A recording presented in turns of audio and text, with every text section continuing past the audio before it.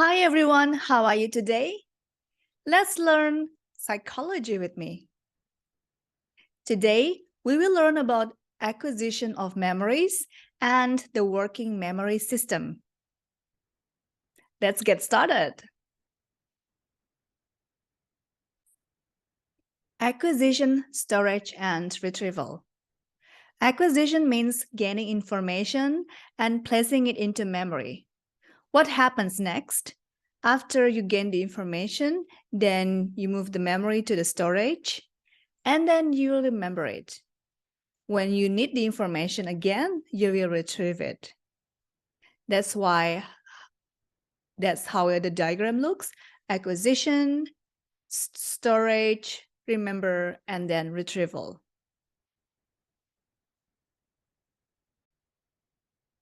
The route into memory. The old model, this model actually needs to be updated. This is how they use it before. Information goes to sensory memory. Sensory memory consists of two kinds of memories: the iconic memory and the echoic memory.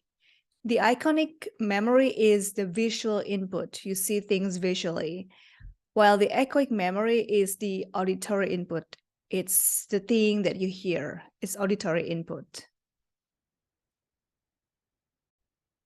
Here is the more updated model, information processing view of memory.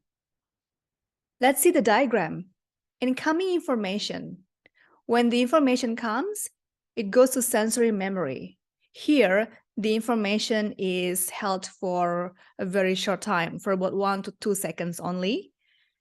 After the information goes to sensory memory, then it goes to short-term memory.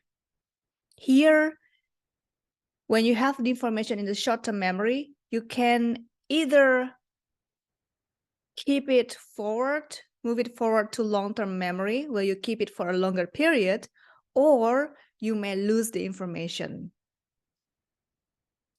If you want to have the information for a long term, then you need to maintain it.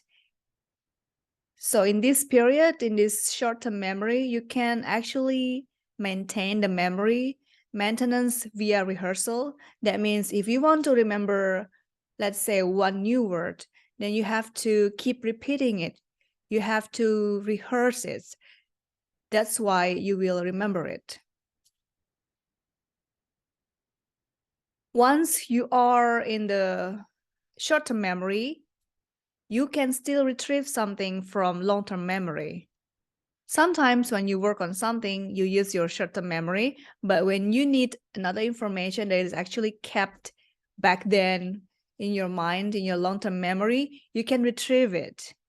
You retrieve the information from your long-term memory. Let's repeat it. Incoming information goes to sensory memory, which is very short, for only 1 to 2 seconds. From sensory memory, it goes to short-term memory. From short-term memory, you can either keep it longer in long-term memory, or you can lose it. You may lose it. What happens if you want to remember it? You need to maintain the memory by rehearsing it. For example, if you want to remember a new word in Swedish, then you have to keep repeating it in order to remember it. Sometimes when you are using your short-term memory, you may need information for your long-term memory. That means you need to retrieve the information for your long-term memory to be put in your short-term memory so that you can use it in your short-term memory. Hope this is quite clear. Working memory and long-term memory, or LTM. What are the differences between working memory and long-term memory? The size. Working memory is limited because it only holds the information for a limited time. That's why the size is limited. Long-term memory is huge, it's enormous. How about how to get the information in? It is very easy to get the information into working memory. However, With regards to long-term memory, it needs work to get the information to long-term memory. Of course, because you have to try to remember it. So you remember it in the long-term memory. How about the content? The content in the working memory is fragile. It contains the things you work on now. If you shift your thinking, then new ideas will enter the working memory, pushing out the ideas or information you have there a moment ago. That means you may forget all these things if you have new ideas coming up. The long-term memory, on the other hand, is less fragile. The information in the long-term memory is stored regardless you are working on it or not. Recency effect versus primacy effect. What is recency effect? You remember the recent words? The list's last few words are still in the working memory when the list ends. For example, you have to do a memory test. You're given the list of some words. Let's say 10 words. Perhaps then you remember the last few words, let's say word number 9 or 10, because those two last words are still in your working memory when the list ends. That means you have the recency effect. You remember the recent words in the list. How about primacy effect? Primacy. That means you remember the first words or items. The early words don't share attention with other words as the other words haven't arrived yet. So more time and rehearsal are devoted to them than to any others. Again, if you're given a list of 10 words, you probably remember the first few words because you haven't got the other words. That means you have more time to rehearse the first few words. That is the primacy effect. Recency effect versus primacy effect. Recency means you remember the recent words, while primacy effect means you remember the first words or items. Let's continue. fMRI scan suggests that the memory for early items on the list depends on the brain areas in and around the hippocampus associated with long-term memory. While memory for later items on the list do not show this pattern. Retrieval from long-term memory activates the hippocampus. Retrieval from working memory activates the perihermal cortex. I just want to sum it up here. When you remember something, the early items, which means the things that are on the first few lists, then those memories for the early items go to the hippocampus. Those words are associated with long-term memory.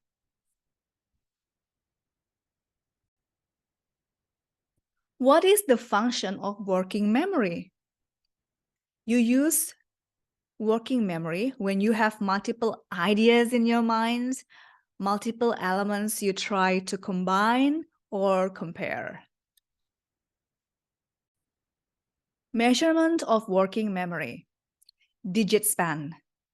Research participants hear a series of digits read to them and must immediately report them back. This procedure implies that working memory's capacity is around 7 items. This memory holds 7 plus or 2 minus 2 items or chunks. Operation span, a measure of working memory when it's working. Reading span. Research participants are asked to read aloud a series of sentences, then repeat each sentence's final word. until the limit on the participant's performance is located. The limit defines their working memory capacity, or WMC. I'll just repeat it here. Operation span is a measure of working memory when it's working. Well, digit span is about the working memory's capacity that shows the capacity is around 7 items. The memory holds 7 plus or minus 2 items or chunks. The rehearsal loop. The articulatory rehearsal loop. What is that? The articulatory rehearsal loop is one of working memory's most important helpers. Subvocalization or silent speech is required to launch the rehearsal loop. That means you just say something inside your mind. You don't say it out. That's what subvocalization or silent speech means.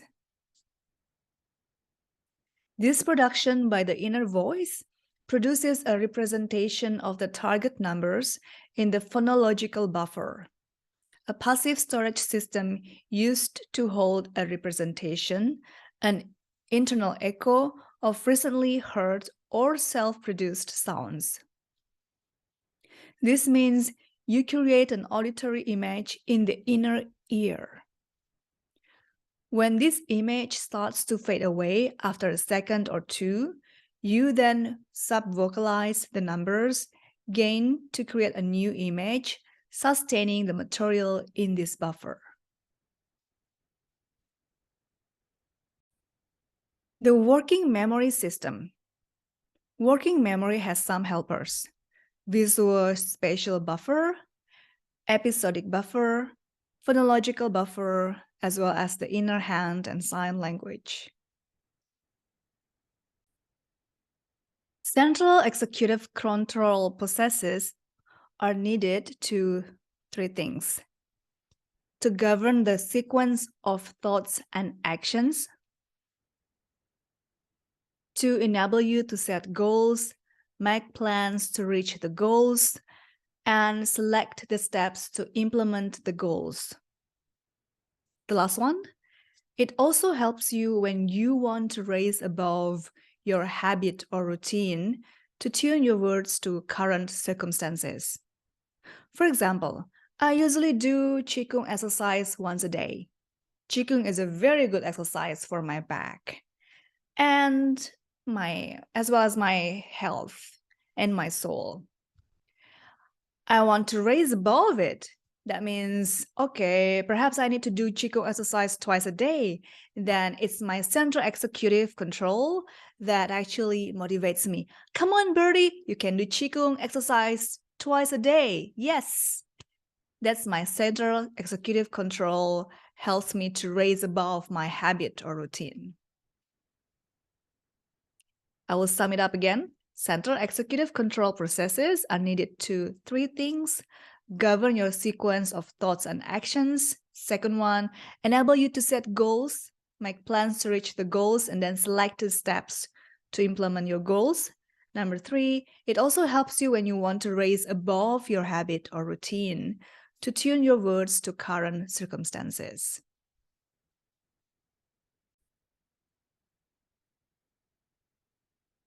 There are 2 types of rehearsal: maintenance rehearsal and elaborative or relational rehearsal.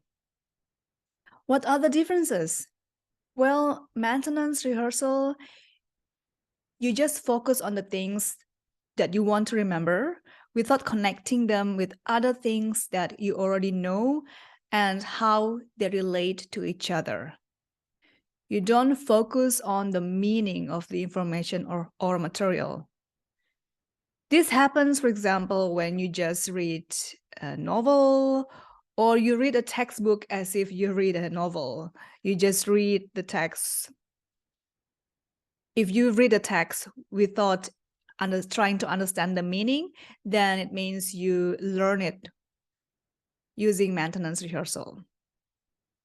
On the other hand, elaborative or relational rehearsal means that you need to do extra work. You learn something by understanding the meaning and how it connects to each other and other things you already know in your thoughts or life experience. That's why it's called elaborative or relational rehearsal, because you try to relate this information with other things that you already know before. When you do the elaborative or relational rehearsal, you actually go deeper. It's a deeper learning, while maintenance rehearsal is a shallow learning. Active encoding. It's about thinking about something. Thinking about something repeatedly establishes memory. When you think about something, it doesn't mean that you suddenly will remember it, but if you think something repeatedly, then you will remember it. Thinking about something repeatedly establishes memory. Incidental intentional learning and depth of processing. What is incidental learning? That means you learn something without any intention to recall the material or information later on. It's actually a shallow processing. You engage in the material in a superficial way. On the other hand, intentional learning means you learn something intentionally. For example, you learn for an exam. That means you know that, oh, I'm learning this cognitive psychology for an exam. That means I will try to remember, understand the concepts and everything so that I can do well in my exam. Intentional learning means you learn something intentionally. It's a deeper processing, more attention to meaning, which leads to better memory. The role of meaning and memory connections. Connections promote retrieval. Attention to meaning helps facilitate the retrieval of memory. That means if you want to memorize something, instead of just saying the word many times, it is better if you really understand what the word means, because then if you pay attention to the meaning of the word, it will help you to remember. It will help you to facilitate the retrieval of memory. Learning is not only about placing information in the long-term storage. Learning also needs appropriate indexing. Learning must have a path to the newly required information so that this information can be retrieved in future. Memory retrieval. Let's look at the diagram on the left-hand side first. Memory connections allow one memory to trigger other memories. Then you're led connection by connection. Here, memory connections are very important. Now, let's look at the diagram on the right-hand side. Attention to meaning. It's important that we pay attention to meaning, because attention to meaning involves thinking about the relationship. For example, what's the relationship between the beginning and the end of the story? What words are related to the word I'm thinking? What words have contrasting meaning? Deep and elaborate processing leads to better recall than deeper processing only because of the memory connections. Organizing and memorizing. One technique, mnemonic strategies. For example, first letters and mental imagery. First letters. Have you heard about Big Five personalities? To make it easier to remember, you can just remember the word ocean. Big Five personalities, ocean. Openness, conscientiousness, extroversion, agreeableness, and neuroticism. Big five personalities, Ocean. Can you find other examples? Please write down in the comment. Mental imagery is also another mnemonic strategy. Rely on mental pictures to link the remembered items to one another. That means you have the mental imagery in your mind to link one thing to another.